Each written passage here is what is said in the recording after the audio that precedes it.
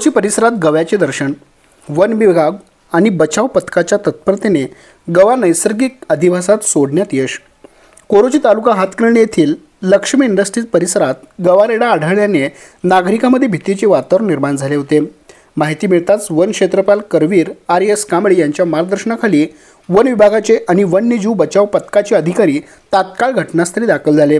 वनपाल हातकर्णी संजय कांबळे, वनरक्षक मंगेश वंजारे तसेच वन्यजीव बचाव पथकाचे प्रदीप सुतार, अमोल चव्हाण, आशुतोष सूर्यवंशी, विनायक माळी, मतीन बांगी आणि वन्यजीव संवर्धन संस्था इचलकरंजी यांनी दिवसभर अथक परिश्रम घेत गव्याचे हालचाल क्षेत्र लक्षात घेतले। दुपारी कोरोची येथील एका शेतात आश्रय घेतला।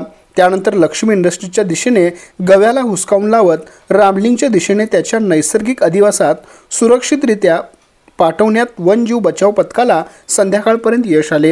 या यशस्वी मोहिमेमुळे गावकऱ्यांमध्ये निर्माण झालेली भीती दूर झाली असून वन विभाग आणि बचाव पथकाच्या तात्काळ कृतीचे सर्वत्र कौतुक होत आहे। आमच्या प्रतिनिधीसह पाहत रहा N51 न्यूज।